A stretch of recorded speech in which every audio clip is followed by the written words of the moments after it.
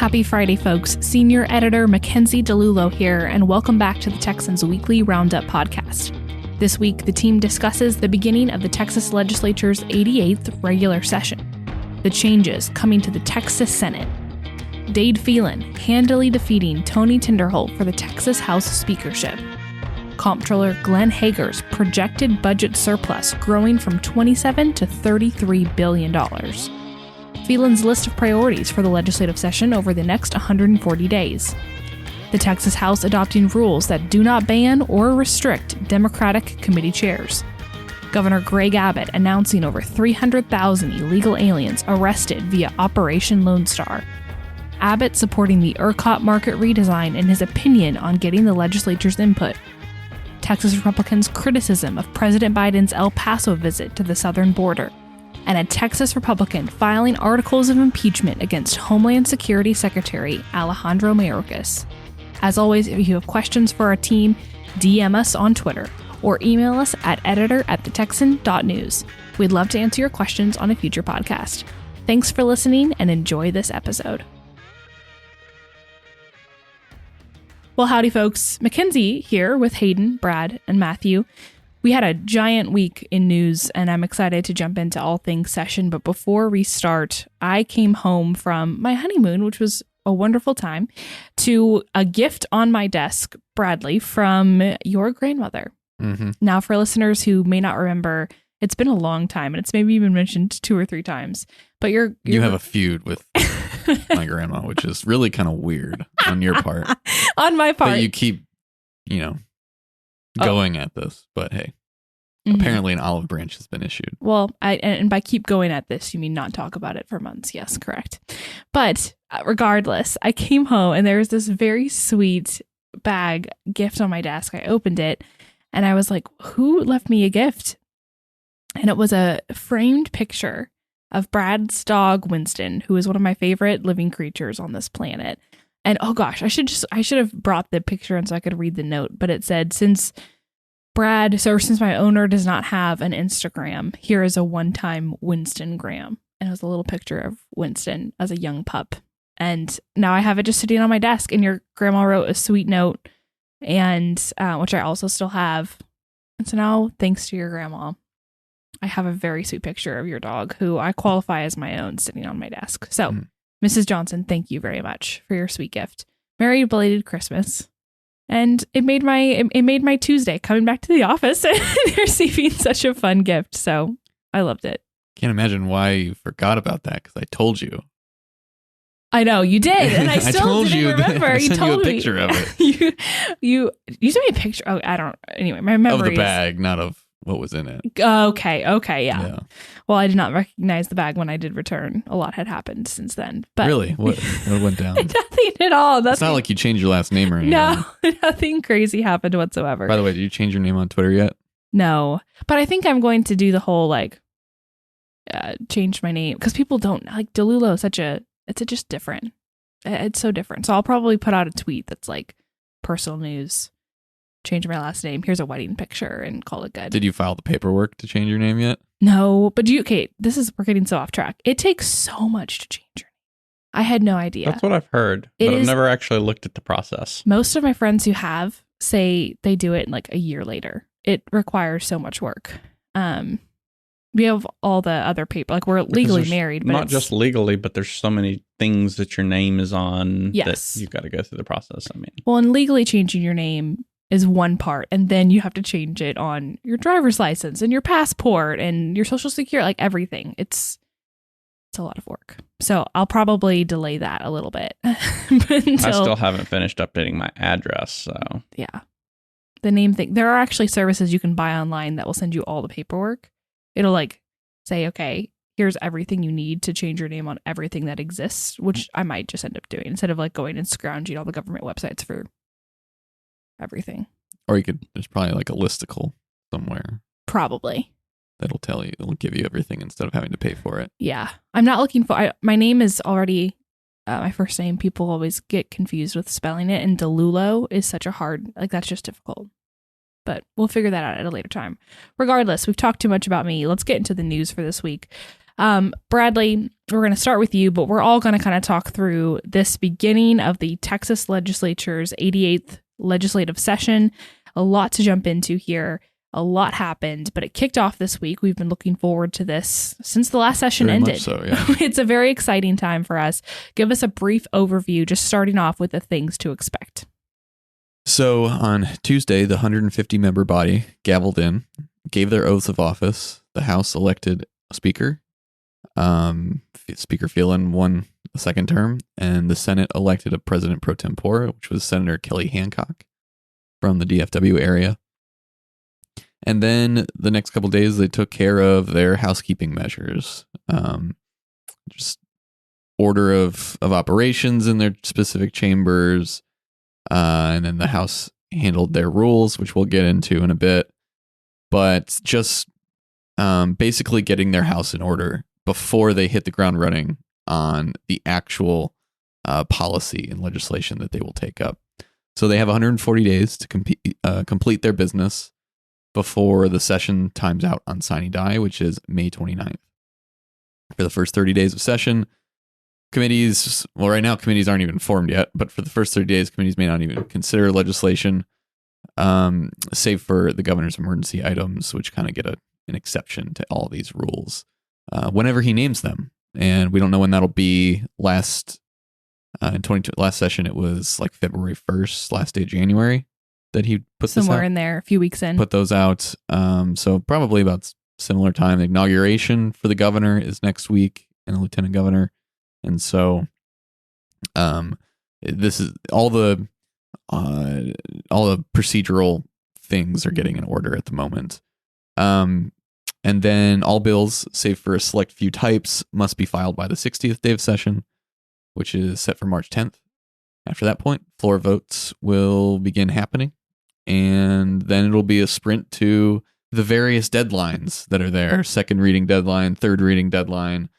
And we'll start to see the House and Senate throwing stuff back and forth at each other. Yeah. I'm excited for that. I'm excited to see the dynamic, particularly between the speaker and the lieutenant governor this session, to see what changes from last session. There were some very big scuffles between the two chambers, particularly after the freeze. Yeah.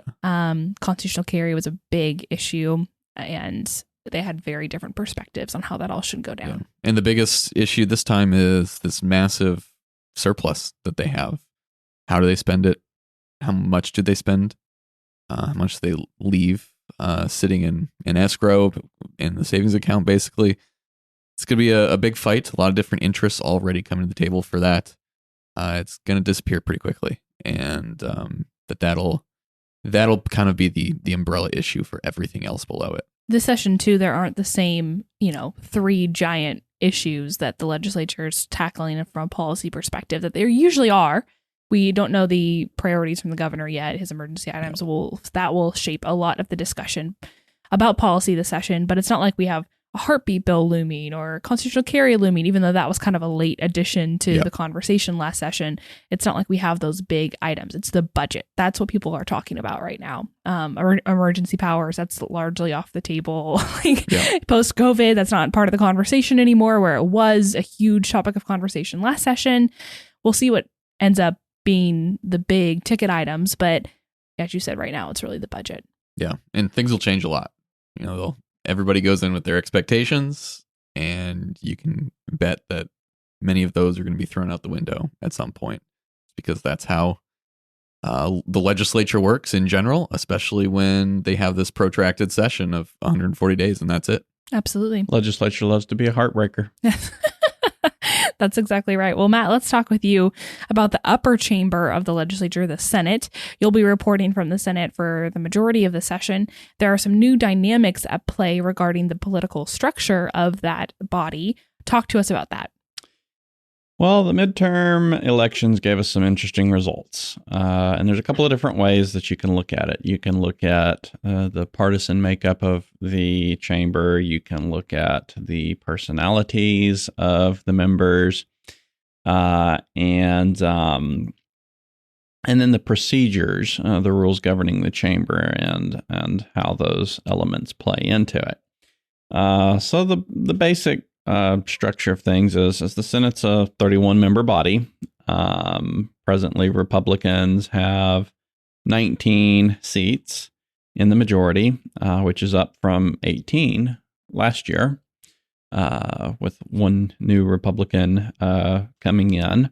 There's also a bit of an interesting dynamic whenever you think about the procedures. While legislation passes the chamber on a simple majority vote, in order to bring a bill to the floor, it takes a supermajority.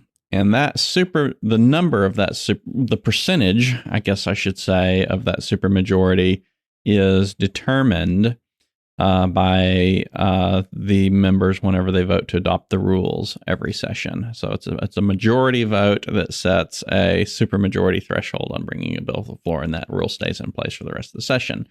And the reason that they have that is because ordinarily, I believe it's a constitutional mandate that says the Senate will consider bills in the order that they're filed. So Bill 1, 2, 3, 4, in order to set an agenda that's outside how things were filed, there has to be a motion to suspend that rule and take a bill out of order.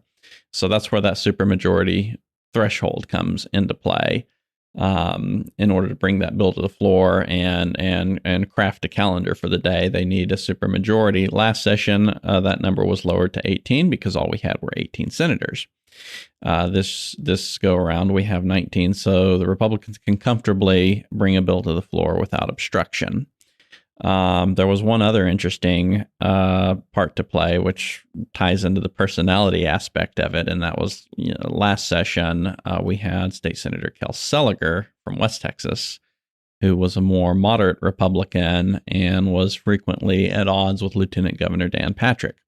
And what made it interesting was Seliger was in a position to be able to threaten to not give Patrick the votes to bring a bill to the floor, which could ultimately kill a bill. So that gave him some leverage, and you ended up with some pretty tense moments last session between Seliger and Patrick. That ended up with Patrick endorsing a primary candidate for Seliger's seat in now State Senator Kevin Sparks. And Patrick, who was Trump's campaign chairman in Texas, lo and behold, President Trump made an endorsement in that race, which ultimately led to Seliger not running again. Fast forward, Sparks swept the election, and so overall, you have a much more friendly Republican caucus to the lieutenant governor this session, in addition to a larger majority. Absolutely. It's a very different dynamic this session. Thank you so much, Matt. Hayden, we're coming to you. What you've called a largely symbolic race for the speakership ended without much any real fireworks. How did the nomination of Representative Tony Tinderholt of Arlington for speaker play out? I call it symbolic because Dade Phelan and his family were already staged next to the press box, and he was waiting with a prepared victory speech. So it was symbolic in the sense that he already had the votes to be elected speaker, and it was unlikely that anything that was said on the floor the other day was going to change anyone's mind. But it was a message that Tinderholt, Representative Slayton, and Representative Schatzline sent to the leadership that they intend to advance conservative priorities, and they intend to force the body to consider matters that are important to the grassroots. The speaker vote was presided over by Secretary of State Jane Nelson because, of course, they had not elected a presiding officer, so she fulfilled that role. The primary argument for Phelan was that he is considerate of all points of view and that he leads the chamber differently than Congress functions. The argument against him, as we've talked about on this podcast before, was Representative Tinderholt and others opposing the appointment of Democratic committee chairs, which Brad is going to discuss later. Representative Slayton nominated Tinderholt and gave a speech criticizing Phelan for not passing enough conservative legislation, and Slayton said Democrats have, quote, created an environment where Republicans believe we can only get a few wins each session, end quote.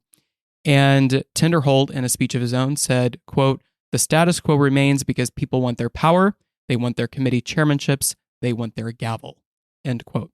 So that is a summary of the speeches that were given. There were several speeches by Representative Angie Chin Button, Representative Cody Harris, and Democrat Tony Rose in support of Phelan. So a wide bipartisan base of support for Phelan, and there were several speeches in support of him. And as I said before, Representative Schatzline gave a speech in support of Tinderholt as well. Did Democrat Tracy King also give a speech in support of Phelan? He did. Okay. Because that was a funny one also. He goes, how did it start out? I always wonder how people find people to come up here and give nomination speeches, and here I am. I don't know. He said something really that cracked up, I think, a lot of the folks watching. But the final vote, as you're saying, was pretty definitive, to say the least. It was 143-3 in favor of the incumbent speaker. What could this mean for the small number of lawmakers who did oppose him? Well, and you're correct that I wrote that here. That was the final count in the moment, was 143-3, and later I think it was updated a little bit, 145-3, something to that effect, because they have the opportunity to go back and change their vote in the journal. But Tinderholt and Slayton, as Brad is going to talk about, teamed up with Schatzline during the rules debate later, so they continued their coalition. And I will mention that Schatzline's tone toward Phelan was considerably more deferential than Tinderholt's and Slayton. Tinderholt and Slayton were very confrontational about their belief that Phelan has not led the chamber in the conservative direction that the grassroots demand. Schatzline framed it as more of him fulfilling a campaign promise, but he still said that he was supportive of Phelan's leadership and that he appreciated him. And it is notable that Tinderholt also said he appreciated Phelan's service to the chamber. Phelan did not visibly react to anything that was said. I happened to be sitting feet away from Phelan and his wife during the opening ceremony because where I was in the press box just happened to be right next to his family. So I was able to glance at Phelan a few times while Slayton and Tinderholt were giving their speeches. And he kept a straight face for most of the time. He didn't really make any grimaces or faces like that. It was, like I said before, there weren't many fireworks. There were critical words exchanged, but there were no angry outbursts. There was no huge confrontation. The whole thing wrapped up pretty quickly, and Phelan won an overwhelming victory. And to your point about Tinderholt saying he also appreciated the speaker, I think this was one of the more civil challenges I've seen to an establishment candidate in any primary or speaker's race in a very long time. Even when you interviewed Tinderholt, like the day after he announced, the tone was very different as well. It's rare to hear a candidate speak in that way where he's like, our wives are friends, this and that. But like, it really comes down to conservative priorities, Republican Party priorities, which is Tinderholt's main talking point throughout the whole campaign. Just a very interesting tone when you don't see that very often in politics, for better or for worse, right? It just was not as aggressive of a tone as we've seen in the past from these kinds of challenges. Thank you for your coverage. And it's so fun also to hear y'all's stories when you come back to the office as you're on the floor and able to watch it so close. Like, that's a really fascinating dynamic as well. Okay, folks, if you haven't already heard, the Texan is hosting our first ever legislative kickoff event on January 24th here in Austin. To start off this 88th legislative session, we're holding an all-day panel discussion on the hottest political topics of the day with some of the state's top lawmakers. Patriot subscribers get one free ticket, and premium subscribers can purchase a discounted ticket for $35. But don't worry, if you're not already subscribed to the Texan, tickets just went on sale to the general public for $75. Use the code ROUNDUP today and score a ticket at just $50 as a loyal podcast listener. For more information, go to thetexan.news/kickoff. See you there. Brad, we saw a very sizable update to the budget surplus this week as we talked about the largest issue looming over the legislature as of late. Give us those details.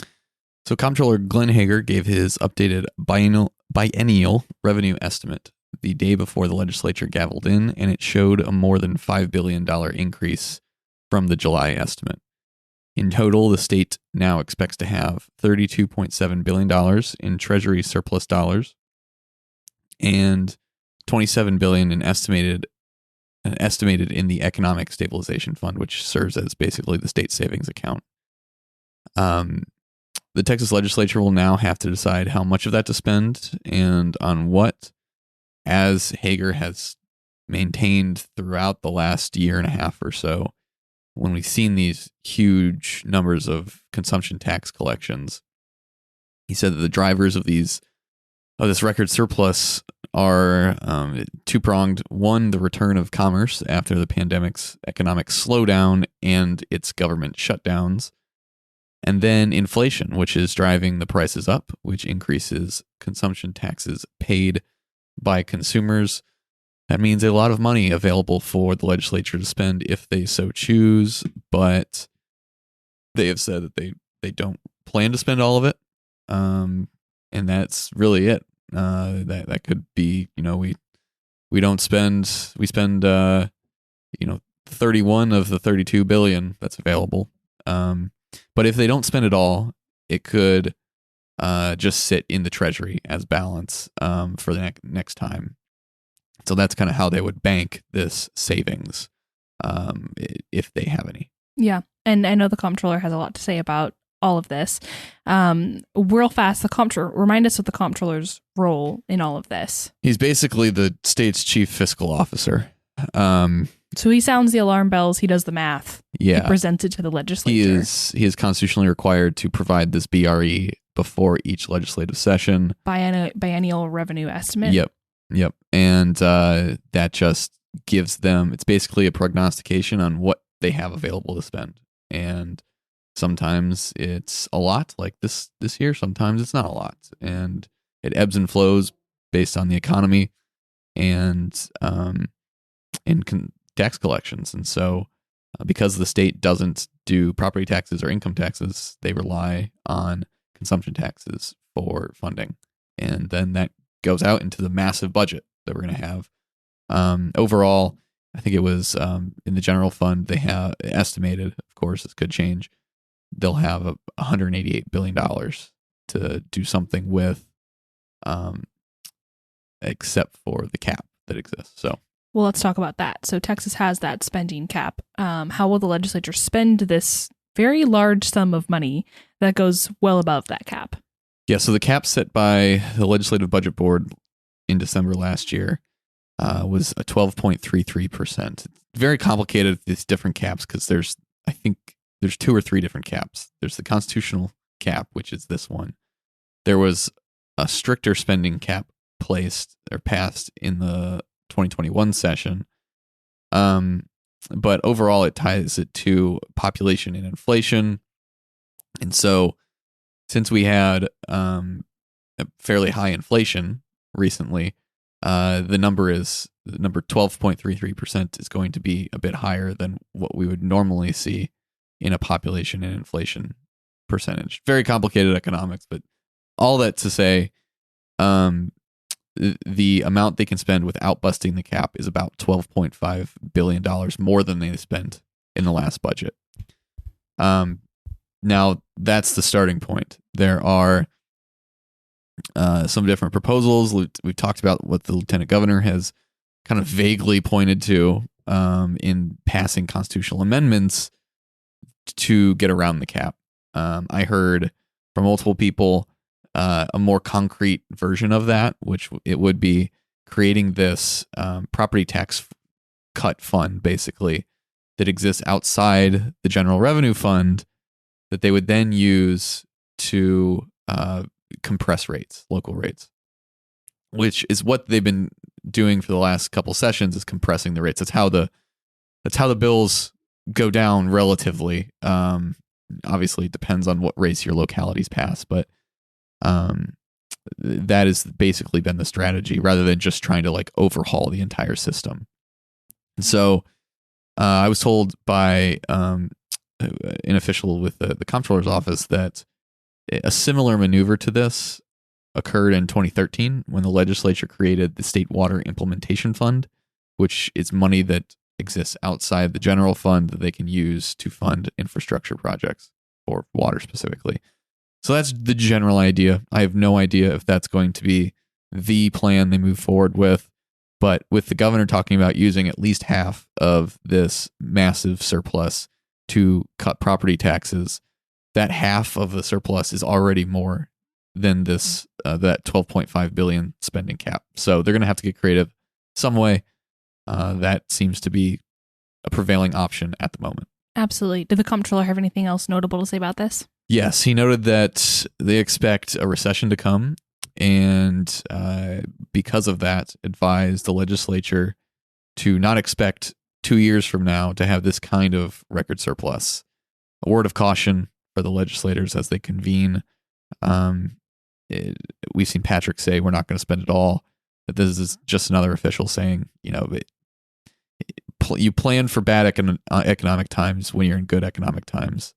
And in the very narrow scope of the state budget, with this influx of money, this counts as good economic times for them. But that differs on the broader scale with individuals and facing rising home appraisals and taxes and all this other stuff. So that's kind of where we're at right now, and it will be a very big point of debate as we move on. Absolutely. Thank you, Bradley. Hayden, we're coming back to you. The opening ceremonies in the Texas House included a kind of victory speech from the speaker. Did he have anything to say about the challenge from Representative Tinderholt, and kind of walk us through his comments in that whole situation? He did not address Tinderholt or any other of his opponents directly, but he did allude to his role as a servant of the entire chamber, not just the ones who voted for him, which was also a theme that Tinderholt emphasized when he came into the office and gave his interview to us. But Phelan did seem to criticize the rationale for the challenges to him. He said, directing these comments to new members, he said, quote, "Words of caution, please do not confuse this body with the one in Washington, D.C. After watching Congress attempt to function last week, I cannot imagine why some want Texas to be like D.C., end quote. And that, of course, is a reference to the controversy over whether Democrats should be the chairs of committees in the Texas legislature because Republicans are in the majority. And in Congress, the majority party always has all the committee chairs, and Phelan and his supporters contend that that's not how it should work at the state capitol. So that was a little bit of a response to a rebuttal to what Tinderholt and Slayton had laid out. He also admonished new members to learn the rules and not, quote, flee from their responsibilities, end quote. No doubt a reference to the 2021 quorum busts. So he seemed to have a little bit to say, directed toward everybody in his opening speech. Yeah, absolutely. Fascinating to watch these issues from 2 years ago just start to be talked about all over again.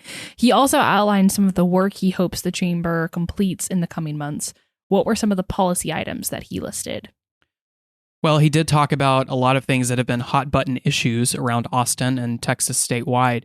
He first mentioned property tax relief. He said that his constituents and others have expressed to him that they feel like they're renting their home from the state, which is a common criticism of property taxes, because whether you own your home or not, even if you pay off your mortgage, you still got to send your bills into the local taxing district. He also mentioned criminal justice reform. He said the legislature needs to balance compassion and cracking down on violent offenders versus giving programs and leeway to nonviolent ones to restore them to society. He also talked about border security. He said border security funding needs to be based on measurable results, and he even gave a nod to the 40 or so counties that have declared invasions along the southern border. He also mentioned healthcare access, particularly for rural mothers. He said his definition of pro-life includes providing healthcare access. And then, of course, he referenced the tragic shooting in Uvalde that took the lives of 19 school children and 2 teachers. He said the legislature would address that. He said, quote, "This is going to be an especially tough conversation, but this body has proven capable of handling conversations like this in the past.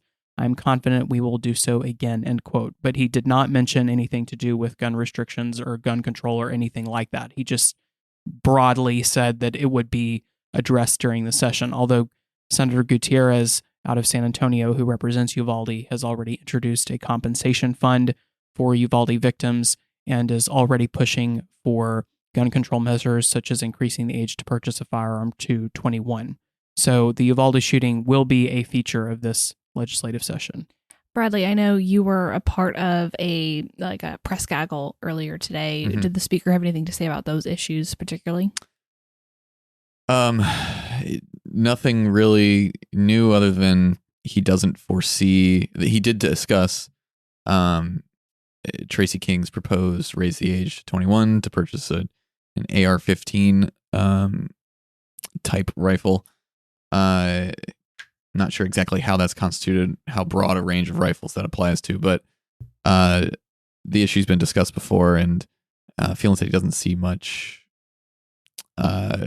traction within the body to do that, but he expects a discussion on it, and he expects, especially considering what happened and the fact that it's Tracy King who represents Uvalde presenting it. He expects there to be, it's not just going to be pushed under the rug. Yeah.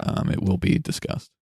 I think we've also seen Abbott been asked on that topic before about raising the age, and his quick rebuttal on it is he points to the recent court rulings, saying, look, the federal courts have already ruled on handguns, saying, adults age 18 under 21, struck down state laws banning under 21-year-old from carrying handguns, and so basically implying that the courts, wouldn't let a law like that stand. So kind of ended that conversation. Phelan also right discussed there. that, and he said there's been a lot of developments on this, and we've seen the courts go in a different direction than what this bill hopes to do. And so interesting. That is, he did not take any personal stances on it, but he did say he doesn't foresee that passing the House, and not only would it have to pass the House, it'd have to pass the Senate, and get the governor's signature. That too. So a lot of roadblocks to that kind of thing. Certainly, but notable that the big lawmakers and the big executives are talking about this. Thank you for that coverage. Hayden and Brad will both be in the House for the session, covering everything going on there. So make sure to follow them and Matt on Twitter. I'll always plug y'all on Twitter because that's how I keep in touch in a lot of this stuff when I'm not able to watch what's going down. Brad, the feature of Wednesday's rules fight in the Texas House focused on the Democrat chair issue and amendments to ban them that were not adopted. Give us a rundown of how things happened. We'll walk through all the details. Yeah. So it kind of began on Tuesday late afternoon when leadership sent out the proposed rules and housekeeping resolutions and announcing that they were going to be up for a vote, brought to the floor the following day on Wednesday. So that kind of set off this scramble. The history of when they bring up these rules is a little spotty. Like the last session, they brought it up 2 days later. The 2 sessions before that, it was the first day after they gavelled in. And then there was another instance a few sessions ago that they did it 2 days after. So there's a mix here. But the reason that's notable is that there were a lot of GOP activists that planned on coming. And they're actually, as we're speaking at the Capitol right now, I saw them there earlier, coming en masse to sit in the gallery and voice or at least show their support for banning Democrats from committee chairmanships. And so they were counting on that being Thursday. All this went down on Wednesday. And so sitting in the House, you saw there were some of those activists up there in red ban Democrat chair shirts, but not nearly as many as are there right now. So that's kind of the beginning of this. Once we get to the floor and talk about this, we have the housekeeping resolution that it includes something a $2,000 office budget rate increase, and a couple other things. One of which would become incredibly important, but nobody realized in the moment. So they passed the housekeeping resolution. As I recall, normally rules is passed first, because usually that takes longer. They get the big business out of the way. Yes. Pass housekeeping. Everyone says aye. Nobody bats an eye. Right. And that's exactly what happened, only they did housekeeping Reverse. first. Yes. Nobody, I think only Tinderholt and Slayton voted against the housekeeping resolution. But then when the House rules came up, they had a lengthy debate on this amendment to place punishments on quorum breakers. So that received a lot of debate. That passed. So that's something that's notable that passed in the rules, something new. There was a lot of fight after what happened last year over that, or 2021 over that. But then when we get to the Democratic chair amendment, Representative Slayton presents his, and he presented two, and then a third far later after a lot of things happened. But the first two were the same that he presented in 2021. First one was an outright ban across the board of Democrats chairing committees. Second one restricted Democrat chairmanships to rather low level committees that don't see as high profile legislation. So like it would restrict Democrats from chairing state affairs, public ed, calendars, things like that. And so he's presenting this, and then Representative Charlie Guerin from Fort Worth, a Republican, comes up to the back mic, which is where members can talk to the one laying out whatever they're proposing. And he calls a point of order, which is this procedural maneuver to point out some sort of flaw in the bill and kill its consideration, at least in the moment. So after a really long scrum and consideration by the parliamentarians, a lot of members, they sustain Guerin's point of order. And what they justified it with was this provision passed in the housekeeping resolution that had just passed by almost everybody that prohibited the use of state resources and staff for, quote, political purposes. And so the parliamentarian and leadership construed political purposes as identifying who is a Republican or Democrat and prohibiting them from being a chair. A really interesting parliamentary maneuver with a lot of issues, and it drew a lot of criticism, but it accomplished what leadership wanted, to not have this vote on the two Democrat chair amendments. And then Slayton tried another one much later at the very end that was kind of like a Hail Mary that would prohibit, actually this was Tinderholt, I believe, that would restrict chairmanships to only members in counties that are below 2 million people. And Tinderholt said, this would restrict me as well.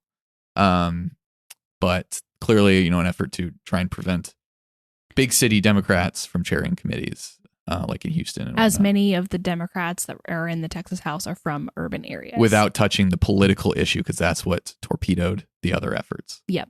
So, just sitting there watching this go down, it was very interesting. How heated was it on the floor? Very, very. I don't recall hearing any like screaming. That's a low bar. But right. But you could see the parliamentarian and then Guerin and Slayton really in a heated discussion over this, and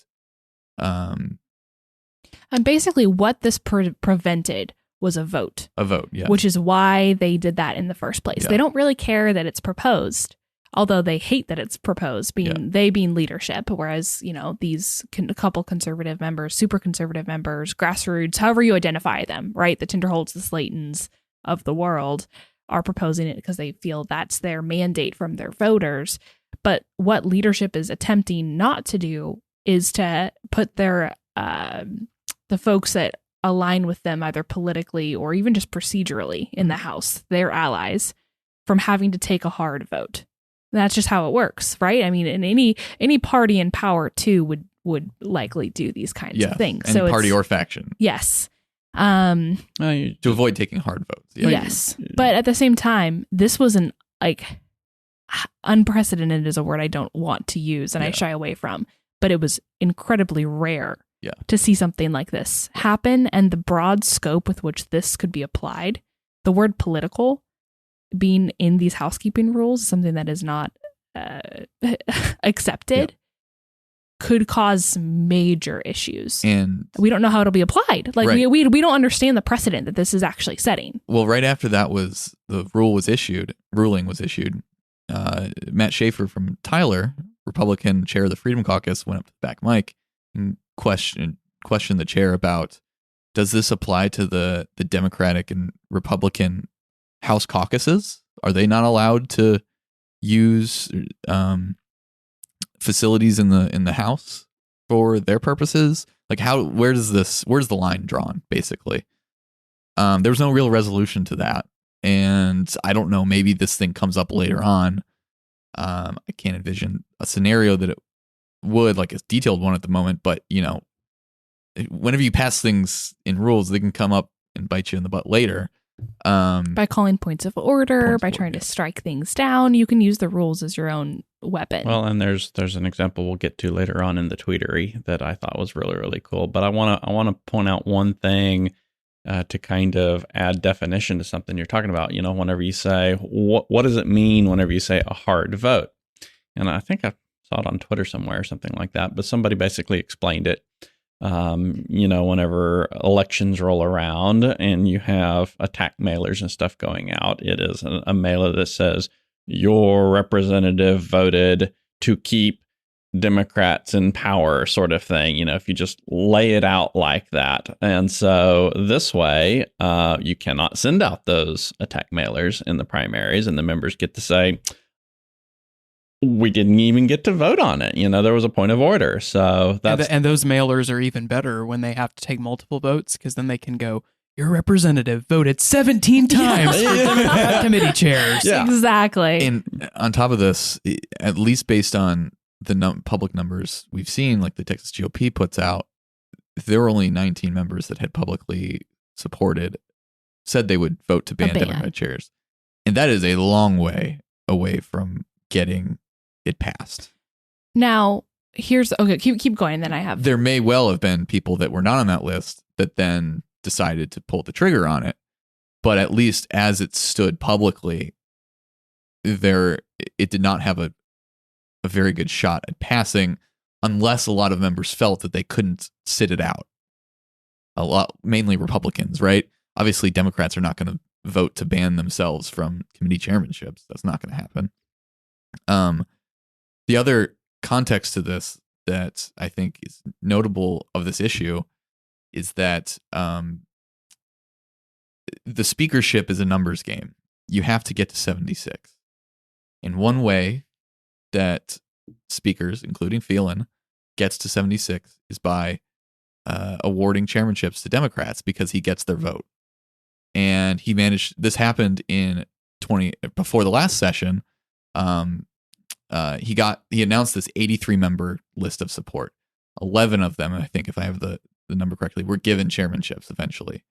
And that's politics, right? It's negotiating. Yes, you can have my vote in exchange for this. Like that happens all the time.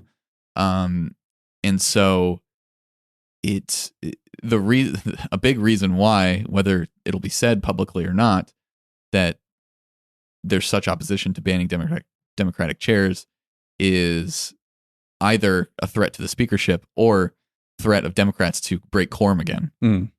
And in the quorum punishments that we saw, there was no explicit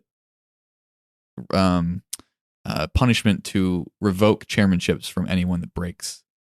Quorum. I'm surprised that didn't come up as a rule proposal. You because they could have done a rule that just simply says if you participate in breaking quorum, you're not eligible to be a chair, and that would have avoided the political aspect of it. And I could have swore I heard some talk about going that direction. I guess I didn't see anything like that. Yeah. Well, I think I just sitting there watching. I think everyone was preoccupied with the Democratic chair stuff. Yeah. And less the quorum. I mean, there was a lot of attention given to it, but everything centered on this one fight. Now, real fast, to answer the question as to why a Republican speaker would want and need to court Democrats in some way, just so folks can understand why this is even a discussion, because there are more than 76 Republicans in the House. Mhm. There are 86. Yes, 86. So there are 10 more.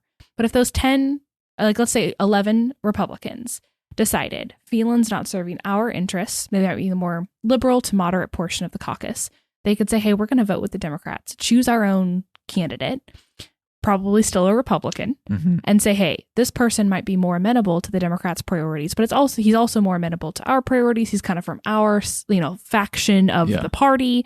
Let's band together with the Democrats, have these 11 Republicans join in. They obviously then would have the majority, and they could elect someone other than Phelan. So there is strategy there for the speaker, and this is what we precedent. Well, yeah, absolutely. That's how former Speaker Joe Strauss came to power and ousted former Speaker Tom Craddock from Midland, the Republican from Midland, from his past position as Speaker was a small group of Republicans. I think it was 9. 11. I think it was 11. 11. Yeah, Okay. it was literally 11. Plus Strauss. Literally the same. Yeah. Literally math. the same. Got together with the unanimous Democratic caucus and removed Speaker Craddock. And that's where this coalition has kind of come to play since then. And there's a lot of comparisons made between the Senate and the House on this.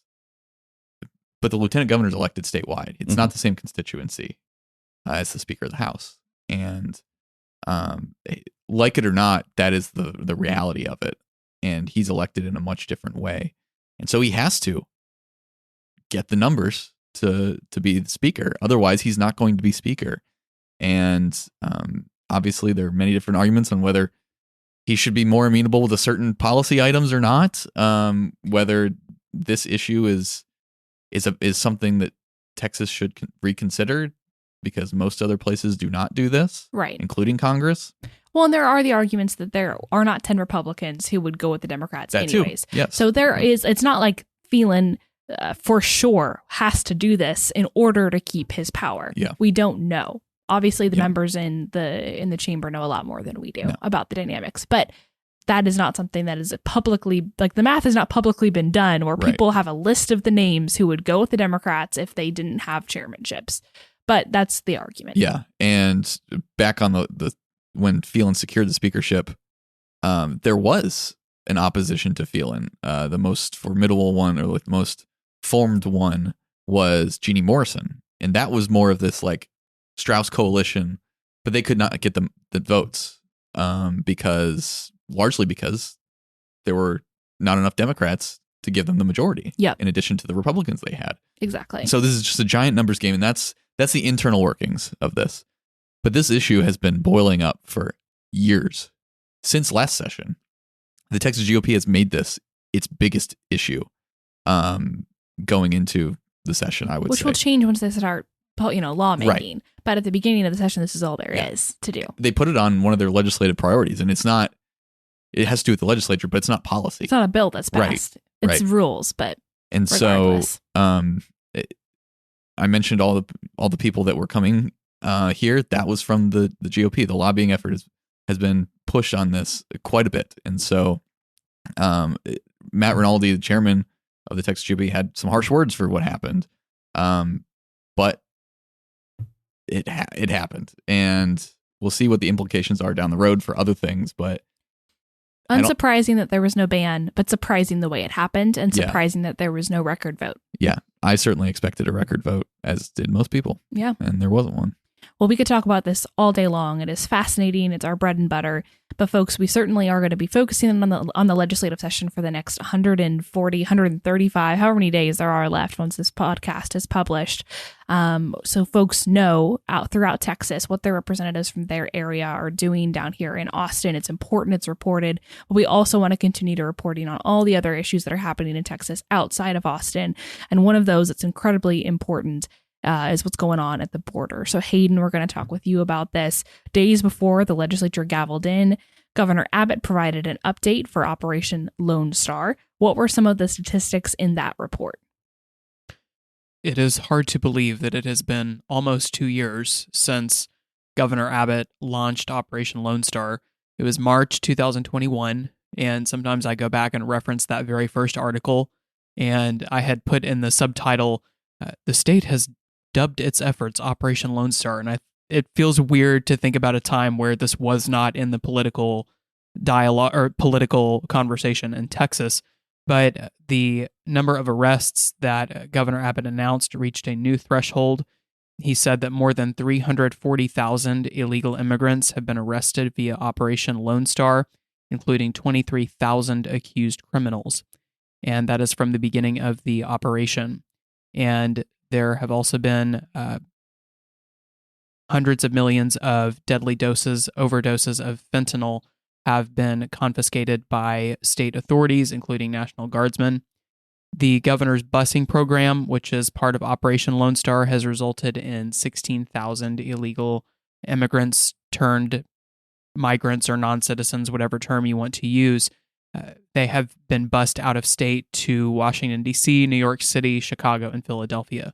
So 16,000 is a small number compared to 340,000, but that has, as Abbott has contended, has been to relieve some of the pressure on these border areas and nonprofit organizations that are handling the border crisis. Certainly. So how might the legislature respond to these numbers? Well, there have already been a number of bills filed, and the Republican Party of Texas has made a list of bills that they support, including a border wall bill by Representative Slayton, who we've talked about a lot on this pod. He introduced a bill to name it after Donald Trump. Senator Hall from Edgewood has introduced a bill similar to one by Representative David Spiller to require border security agreements. Spiller's legislation would make it optional, but would enable Governor Abbott to do so. Operation Lone Star received about $4 billion in funding during the last legislature, including special sessions. And as I mentioned before, Phelan would like to base this legislature's funding of Operation Lone Star on concrete, measurable results. Certainly.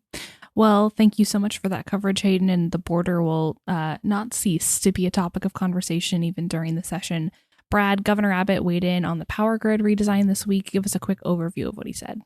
So he kind of planted his flag for a specific policy proposal for this ongoing, very complicated redesign of the ERCOT market. There were two things notable about it. First, he chose the performance credit mechanism. Go to the article; you can read what the heck that means and what that would entail. That was different from what was recommended by the third-party consultant that put out this report last year to the Public Utility Commission. They recommended a forward liability market. Again, check the article for what that means. But the other notable thing about this is he did not seem to express any desire to wait for the legislature. And we talked about this before, that the legislature now wants to say before the PUC just makes a decision on this. But the governor's now saying time is of the essence. Let's hurry up. Come on. And so that's basically the update there. But this is going to be a long, unless the PUC goes with what Abbott recommends or is calling for, this is going to be a long, drawn-out fight during the session, not the least because it is so very complicated. Yeah, absolutely. We'll continue to watch that. Thank you, Bradley. Hayden, we're going to come back to the border. President Biden took the first trip of his administration to the southern border. What were the reactions of key Republicans, particularly in Texas? Well, predictable reactions from the predictable cast of politicians who usually comment on these issues. But Greg Abbott said that he handed a letter to President Biden outlining border security policies that he wants reinstated, like Remain in Mexico, Title 42 deportations, which are in place only because of a Supreme Court stay, and increased deportations. So Governor Abbott handed President Biden that letter right off the bat. Ted Cruz said about Joe Biden's visit, quote, "Finally, after 5.3 million illegal alien crossings with over 1 million who got away, President Biden is visiting the border," end quote. And he accused the president of, quote, "gaslighting the American public," end quote. So, and there were other Republicans who were not impressed or pleased with this visit at all. Yeah, absolutely. So in conjunction with the visit, the White House announced some border security policies. Give us a quick outline of what they had to say there. Well, there were a lot of boilerplate, we're cracking down on human smugglers, we're coordinating with regional partners, that type of jargon. Exactly. And then there were some numbers in there as well, though. They said they'll begin admitting 30,000 up to 30,000 foreign nationals from Nicaragua, Haiti, Cuba, and Venezuela under the humanitarian parole program that has already been used for Ukrainians and Afghan nationals in the past because of obvious turmoil in those countries as well. So those are some of the policies, just a sample of what they outlined. And that, of course, is not going to quiet the concerns of Republicans. One Republican, Congressman Pat Fallon, filed articles of impeachment against Secretary Alejandro Mayorkas, 2 articles of impeachment, one on account that he has neglected his duty to secure the southern border, and another article for perjury against Congress because he testified that the U.S. has operational control over the southern border. So lots of criticism continuing against Biden on the border issue as the Biden administration seeks to continue to enact its border policy agenda. Absolutely. Thank you, Hayden. Okay, gentlemen, we have so many more stories we could talk about this week, but there's just a lot of news to cover. So we are going to move on to the tweetery section of this podcast. Brad, why don't you start us off? So after the speakership vote, I saw something from State Rep Brian Harrison. If you think back during November, December, whenever it was, the Texas GOP caucus voted on whom they would support in the speaker race, and 78 of them voted for Phelan, 6 voted for Tinderholt, but it was a secret ballot, so we didn't know who the 6 were. Well, we learned who one of them was, on top of Tinderholt himself, and Slayton, who has publicly endorsed Tinderholt. But Brian Harrison stated after the speaker vote that he was one that voted for Phelan. He cited voted for Phelan in the floor vote, but voted for Tinderholt in the caucus vote. He cited Plank 233 of the Texas GOP platform that says that they should vote with the caucus decision on a speaker. So basically the caucus, which was a whole thing with the Strauss situation years ago, was that the caucus, the Republican caucus, should nominate their nominee for speaker. Yeah. And then everyone is bound by the bylaws of the caucus to support that person, which is what Harrison is citing here, correct? Yes. And so that gives us 3 that we know of that voted for Tinderholt in the caucus vote. But I think you can probably assume that Schatzline is another one because he voted for Tinderholt on the floor. And nominated him. So, but yeah, that's what I saw. It was interesting, just to something we didn't know before, and now we do. Awesome. Let's stay on that topic. Matt, what did you see on Twitter? Okay, so I'm nerding out about this. There is a election attorney in Texas named Tony McDonald who put out a tweet weighing in on an interesting potential impact of the housekeeping resolution that was amended and then used to pass to uphold the point of order on the banned Democratic committee chairs. And as you'll recall, as we talked earlier, the precedent was if you have to look at a piece of paper and pick out Republicans and Democrats to assign committee chairmen, then you're essentially using House resources for a political purpose. So Tony on Twitter said one of the most intriguing things about the House precedent was the no political purposes ruling. Well, this session, we have to redo redistricting because the Texas Constitution says that the legislature will redraw boundary lines after the first general session after redistricting, and we redrew after the census. And so the present maps have been done during a special session last year, because they came out late in 2020. They came out late, it took forever for them to get them out. So it missed the general session. So they called subsequent specials until they got it done. So we have to, and it's probably going to be a quick process. I have no idea, but I can imagine them just going through it and reconfirming and not changing anything, but they still have to do it this session. Mm-hmm. So he points out that the U.S. Supreme Court precedent for drawing lines is that it's okay to do it, gerrymandering, drawing lines, etc., for political purposes. identifying Republican and Democrat voters and everything like that, which is how they legally draw boundaries. Well, that kind of, he's saying, has put them into an interesting potential problem whenever they come up and they want to reconfirm the boundaries that were drawn for political purposes. Mm-hmm. But you can't use House resources now for political purposes. So he's saying that Democrats will undoubtedly call a point of order based on today's precedent, saying that redistricting maps fulfills a partisan purpose, and undoubtedly Phelan will say that it doesn't. The problem here is that the Supreme Court has told us that partisan gerrymandering is okay. So when the Democrats sue over the map, it's going to be difficult to say that the map accomplishes a partisan political purpose when the Speaker rules it doesn't. So could be complicated. But that's what we're talking about. There's unintended consequences that we're very curious to see what exactly they might be. And this might be one of them. Keep your emergency stash of popcorn ready. Oh my gosh. It's going to be an interesting session. We probably should get some popcorn for the office. I ate 3 bags of our Doritos yesterday. So anyway, I don't know why I needed to tell the listeners that. But it's true. I ate so many chips. You're still on Jamaica eating habits. Yeah, I just am hungry all the time. But that's not even new. Okay, regardless. Hayden, why don't we get back on topic? What did you see on Twitter this week?